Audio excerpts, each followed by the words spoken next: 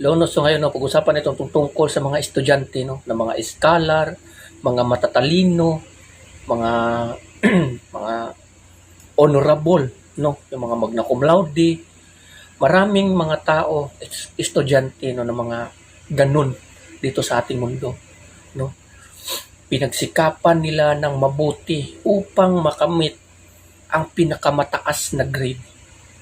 Kahit paano na 75 lang naman ang hinihingi ng gobyerno. So ayaw nilang makuha nun, kundi gusto nila na pinakatap sa klase. No, so hindi sila kontento sa mga maliliit na grade. So pagsikapan nila noon, double time. Double time sila kahit 24/7 la study, ganito ganyan. Kailangan mo ba talaga no na makamit ang isang bagay noon sa mga bagay no na wala namang kabuluhan para lamang sa academic? Kasi nga gusto mong magkaroon ng magandang grades, magna cum laude, first honor, or ano pa man. Alam mo, yung lahat ng bagay na yan, pagdating ng panahon, hindi talaga yan makakatulong sa iyo sa kamatayan. Hindi yan magliligtas sa iyo. Yung pagsisikap mo na makamit ang ganyang mga class, na mga top, na mga grades, minsan, yan ay yung dahilan na maghahatid sa iyo sa kamatayan na habang buhay. Bakit? Yung buong puso mo at isip nakapokus sa isang bagay, sa mundong bagay.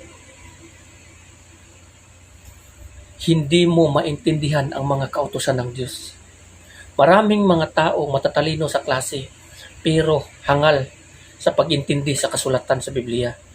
Madali lang intindihin, ngunit papaniwalaan ang kasinungalingan. Isipin mo, may mga mahirap na tanong sa mga eskwela. Kahit napakahirap nun at hirap na intindihin, pero masolusyonan nila at makuha nila ang tamang sagot. Pero ang Biblia, simpleng tanong lang, hindi nasasagot na tama. Mas papaniwalaan pa rin nila yung mga narinig nila na hindi naman talaga biblical or hindi naman talaga yun ang tunay na kahulugan sa sinasabi sa Biblia. So isipin mo, matalino ka sa mga academic class, bubo ka or hangal ka or hindi ka matalino pagdating sa salita ng Panginoon. Maraming ganyang tao. Maraming ganyan. No? Paano? Yung mga taong yan, matalino yan. Kaso lang, hindi nila naintindihan ang nakasulat sa Biblia o mga salita ng Panginoon. Bakit? Hindi kasi sila dyan nakapokus. Isipin mo sa mga academic class, kahit gaano kahirap pa yung tanong na yan, nasasagot nila kasi nga, yung iisip at puso nila nakapokus doon. Pero dito sa Biblia, kahit pa binabasa nila yan, hindi nila maintindihan yan. Bakit? Kasi nga, yung isip at puso nila wala dyan. Andoon sa bagay sa mundong ito. Kaya nga sinabi ng ating, di ba sinabi doon sa Biblia, na kung ang isang tao hindi makatanggap sa Espiritu ng Diyos, hindi siya makakaintindi sa kalooban ng Diyos, sa mga salita ng Diyos. Kasi ang meron sa kanya is Espiritu ng mundong ito. Oh, bakit? Kasi kung ang Espiritu ng Diyos nasa sayo, maintindihan mo at susundin mo ang kasulatan. Ngunit hindi ka nakapokus dito at doon ka nakapokus sa mga bagay sa mundong ito. Sa nangangahulugan, ang espiritu na nasa sayo ay espiritu ng kamalian, ng kasinungalingan, ng mundong ito na nag-aalipin sa bawat tao. So, kung palagi ka nakakapokus dyan, pagdating ng kamatayan na sorpresang darating sa isang tao, diri-diritso ka talaga na. It's better for you to repent. Yung mga pagsisikap mong makamit ang pinakamataas na grade, pinakamataas na class, ayaw mong mapahiya kasi gusto mo maging cum laude, summa cum laude, pinakamataas. Alam mo kung ano patutunguhan yan? Wala. Makatanggap ka lang ng trabaho, dasin pa rin ang sahod mo. Pero yung buhay mo sa kamay ng Panginoon, anong mangyayari sa iyo? Maraming mga tao na masyadong focus sa mga academic. Kalauna namatay, biglang namatay, wala ang Panginoon sa puso. Anong nangyayari? Yung mga pinag-aralan niya, yung pinopokus niya, nauwi sa wala. Yun pa yung mitsa ng kanyang kamatayan. Yun pa yung dahilan na siya ay nalayo sa Panginoon, sa Diyos, sa Panginoon. Kasi isa ito sa mga distraction itong mga eskwelahan, mga academic class. Hindi ko sinasabing masama. Pero isa yan sa mga distraction kasi nga ang tao nagpumimilit na makamit ang pinakamataas na grade. Kahit pa kalimutan na nilang lahat.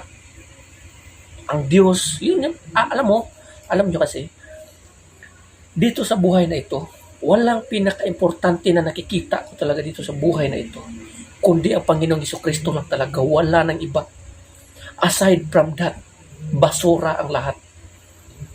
Maniwala kayo sa akin.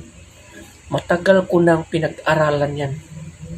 Naranasan ko na ang buhay ng masagana. Naranasan ko rin ang buhay sa kahirapan, sa gutom, at sa busog. Naranasan ko yan. Nung na-realize ko pagdating ng panahon, nauuwi lang pala sa wala lahat. Kung wala pala ang Panginoon, itong lahat ng ito, wala talagang kabuluhan. So doon ko nakita na ang Panginoon ang pinakamahalaga sa lahat. Nag-aaral ako, nag-study ako na ganito, ganyan. Nung na-realize ko, it's better rin pala na may Panginoon tayo. Sa akin, hindi ko hangad ang mataas na mga grades. Ang sa akin lang, yung puso ko, hindi mahahati dyan sa mga mundong ito. Kailangan yung puso ko nakatuon pa rin sa Panginoon. At yung mga bagay na yan, nasa tabi ko lang yan. Alam ko, hindi ako pababayaan ng Panginoon. Ayun, sa awa ng Diyos, nung mga time na yun, nakarealize ako. Andito na ako ngayon sa trabaho ko. Hindi niya ako pinabayaan. Ganon din kayo. Pero kung ipopokus nyo, kasi gusto ko mo pag surpresang darating sa iyo ang kamatayan, na yung mga mata mo, isip at puso mo nakatuon sa mga mundong bagay na ito, pag surpresang darating ang kamatayan sa iyo, ilalayo ka talaga ng Diyos sa kanyang presensya. Bakit? Hahanapin niya ngayon kung ano ang meron ka. Paano kung hahanapin sa Panginoon ngayon itong bagay na ito, wala kang may papakita? Wala.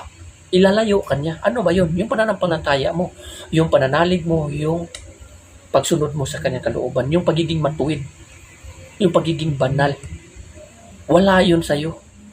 Kasi nga, yung pinupokus mo grades, maraming mga tao na gumagawa niya na masyadong busy, biglang namatay. Ayun, dire-diretso. Hindi mo talaga may biblame yan. Kasi kasalanan nila yan. O ganon. Bakit mo hahayaan na yung buong oras mo, buong puso at buhay mo, ipopokus mo sa isang bagay na ang lahat ng mga tao dito sa mundong ito may kamatayan? Ang ipopokus natin ang ating Panginoong Jesucristo. Kasi there is life after death. May buhay pa pagkatapos nitong kamatayan na ito. At yung buhay na yun, yun ang pinaka-importante. Yun na yun. Kung saan tayo doon, doon tayo mananatili. Kung tayo, nalulugod ng Panginoon sa atin, sinusunod natin ang kanyang kalooban, sinusunod natin ang kanyang kautusan, yung salita niya, namumuhay tayo ng matuwid sa kanyang kagustuhan, kautusan, kalooban. Ang buhay na walang hanggan na pinapangako ng Panginoon matatanggap sa mga tao umiibig sa Diyos. Doon sa kanyang kaharian, ngunit yung mga taong malayo sa Panginoon kasi nga mas pinupokus na makamit itong mga bagay sa mundong ito. Focus ka, gusto ko makamit ito, gusto ko ganito, ganyan. Tapos bigla ka namatay, ano mangyayari sa iyo? Ilalayo ka talaga dyan sa presensya. Kasi nga, hindi ka nakapokus sa Panginoon. Kung saan ka nagiging busy, andoon yung puso mo. Kung nandoon ang puso mo, malayo ka sa Panginoon, naliligaw ka na.